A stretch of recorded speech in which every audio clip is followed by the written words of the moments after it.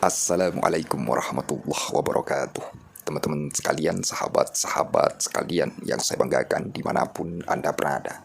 Sebuah statement yang cukup mengejutkan dari salah seorang kiai yang mengungkapkan hentikan menfitnah Habaib Ba'alwi.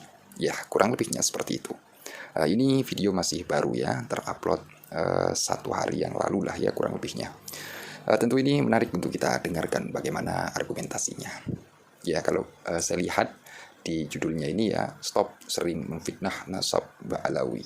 Nasab Ba'alawi tetap tersambung ke Rasulullah Kiai Badruddin. Nah, itu. Kita simak bagaimana ungkapan narasinya, tapi sebelum kita dengarkan ya statementnya, kita intro terlebih dahulu. Awas disimak sampai akhir ya. Disimak sampai akhir biar tidak gagal paham. Ya, saya tekankan itu pada para penyimak ya. Awas itu, disimak sampai akhir. Ya, kita intro terlebih dahulu.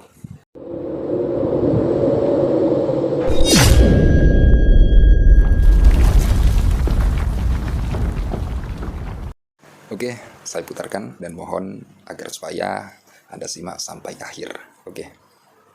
Maka hentikan memfitnah Habaib Ba'alawi. Kenapa kita harus membahas hentikan memfitnah Habaib Ba'alawi?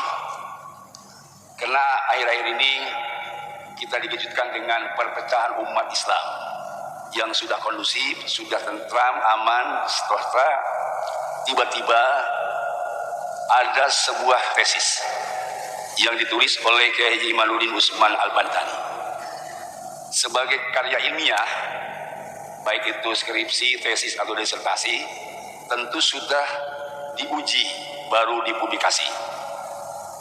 Tetapi ada kejanggalan-kejanggalan kajian tesis itu.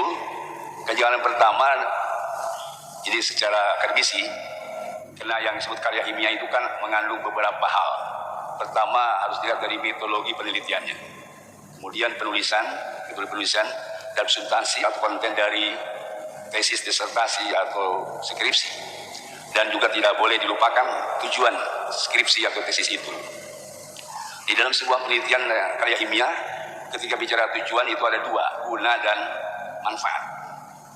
Guna artinya untuk seorang yang meneliti, kalau untuk S1, S2, S3, baik itu skripsi, tesis dan disertasi, sebagai karya ilmiah untuk mempertahankan, itu gunanya. Iya ya, guna dan manfaat. Ya, gunanya agar kita mengetahui ya bagaimana sebenarnya nasab mereka tersambung atau tidaknya. Ya, manfaatnya saya rasa banyak ya. Dengan mengetahui, saya rasa teman-teman bisa menyebutkan sendiri apa manfaatnya. Seperti itu. Kita lanjut. Sedangkan manfaat artinya untuk orang lain. Kemudian orang lain. Dilihat dari kejanggalan lainnya. Kok ini tiba-tiba munculnya kasus memfitnah tentang Habib Ba'alawi ini sebelum Pilpres. Kejanggalan berikutnya, ketika dia mengemukakan tesis Kemaludin itu, bahwa dia sampaikan tesis ini ditulis untuk keabsahan tentang Habaib Ba'alawi. Artinya dia mendebat tentang sejarah Habaib Ba'alawi yang sudah kondusif. Kejanggalan berikutnya, ketika diajak debat, justru dia menyampaikan informasi yang janggal. Ketika para habaib, abuya, para kiai kumpul untuk berdebat tesis ini, justru dia tidak datang. Alasannya karena ada ulama-ulama khos dari Jawa Timur istioro, lalu membuat surat dibawa oleh Sayyidul Fikar bahwa mimpi para ulama Jawa Timur, ulama khos, bahwa Kiai Imaluddin tidak boleh datang ke tempat debat. Dan kemudian kejanggalan berikutnya, siapa pengujinya tesis ini? Kalau memang pengujinya ada ketidakpahaman misalnya, atau ada sentimen sama dengan penelitinya, maka tentu akan menjadikan hasilnya tidak optimal. Artinya gunanya bisa batal dan manfaatnya akan tidak ada. Sebuah karya ilmiah tentu harus melihat guna dan manfaat. Kejanggalan berikutnya, penganut pengikut menyebarkan fitnah-fitnah dan kata-kata kasar. Habaib Ba'alawi Jahannam. Sebagai pendukung Kiai Imaluddin tidak pantas untuk menyebar fitnah. Banyak lagi kejanggalan-kejanggalan lain ini yang ditemukan oleh Al-Fakir. Oleh karena itu, kita di sini mencari solusi yang terbaik. Intinya adalah untuk supaya tidak terjadi fitnah memitnah. Latar belakang kenapa surat Al-Ahzab ayat 57-58 dikaitkan dengan ayat 45 dan surat Al-Buruj kita bahas. Kita melihat teks-teks ini, ya.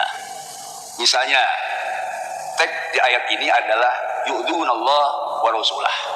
Yang kedua, yu'dunal mu'minin wal mu'minat. Kemudian ada buhtanan wa ithman mubina. Nah, ini kalimat yu'dun ini tadi diterjemahkan menyakitkan. Hadirin Allah, saya akan jelaskan perbedaan antara gibah dan buhtan. Kalau gibah itu diterjemahkan menggunjing, karena dia tidak senang kepada seorang, marah sehingga dia menggunjing. Nah, tolong ini disimak sampai akhir teman-teman ya. Bagaimana ungkapan selanjutnya ya.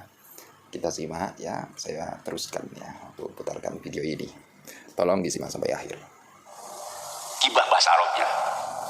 Dan ini di Quran dijelaskan la yagtabatukum ba'dha. Tidak boleh menggunjing salah seorang kepada yang lainnya. Kemudian apa sebut buhtan? Nah, buhtan itu lebih jahat daripada gibah. Kalau buhtan itu ada kebencian.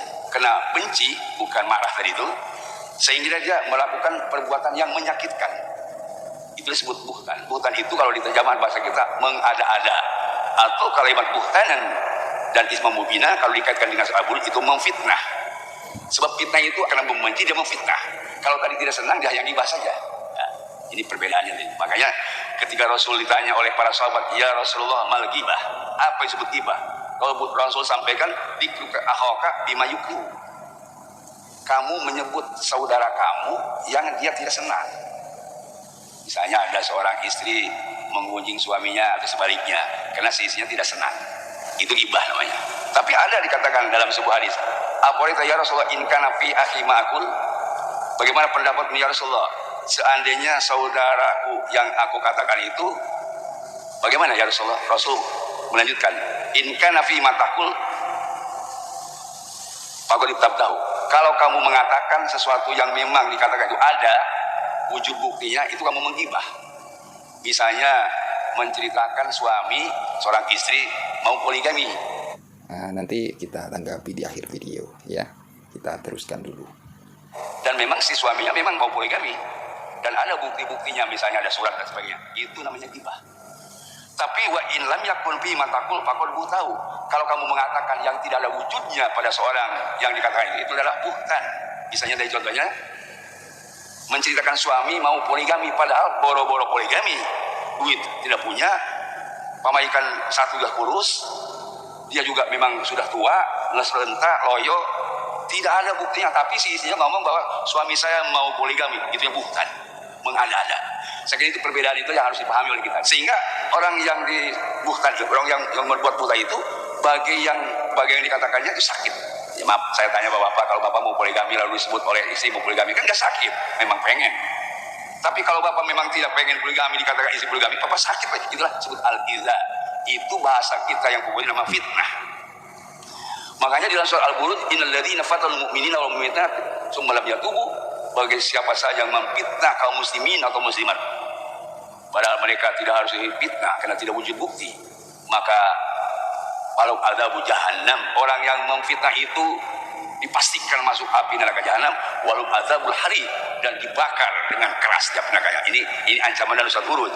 Jadi tadi akibat memfitnah mengatakan yang tidak ada, itu ancamannya besar. Nah, seperti itu ya. Sudah selesai ini videonya. Ya, terima kasih untuk Kiai Badruddin ya, Badruddin.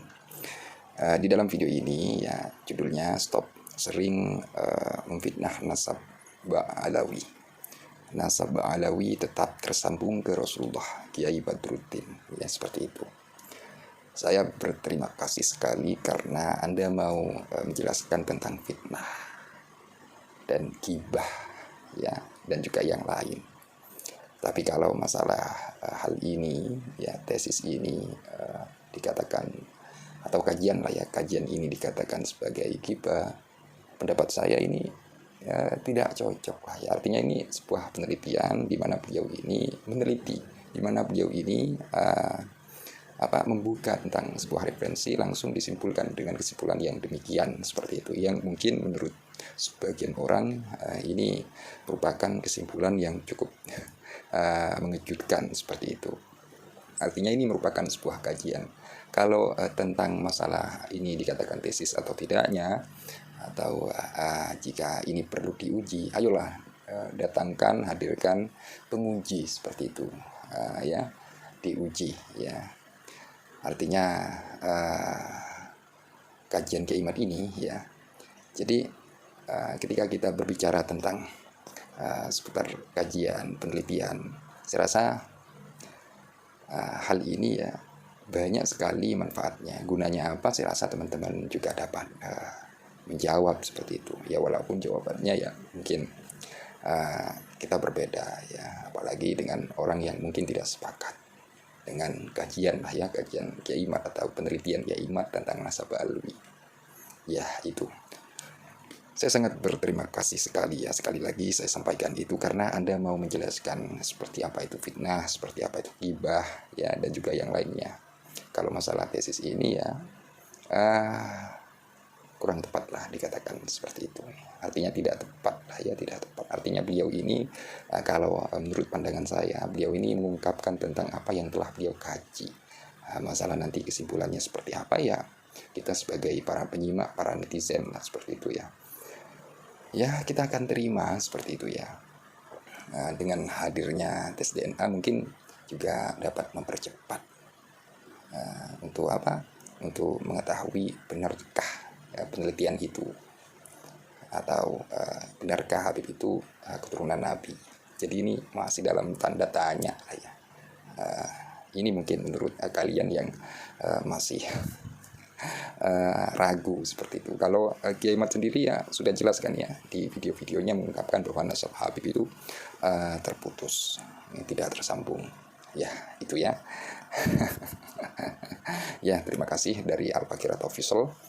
Apabila ada kekeliruan, kesalahpahaman dari ungkapan ini, dari narasi ini, jadi Al-Fakir Official mohon maaf sebesar-besarnya, entah kekeliruan di dalam memahami atau apalah itu. Sekali lagi saya mohon maaf sebesar-besarnya.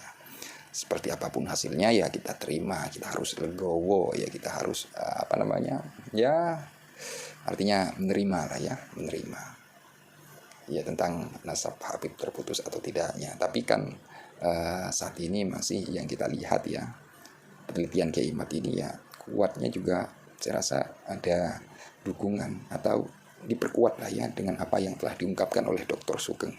Itu ya, itu yang saya lihat, itu yang saya pahami dari perkembangan polemik ini. Dan mungkin itu saja dari Al-Fakir. Sekali lagi apabila ada kekeliruan, kesalahpahaman dari channel At-Hafizel ya, At-Hafizel, saya mohon maaf sebesar-besarnya. Akhirul qaul, terima kasih. Wassalamualaikum warahmatullahi wabarakatuh. Salam akal sehat dari Al-Fakir ya. Ya, terima kasih.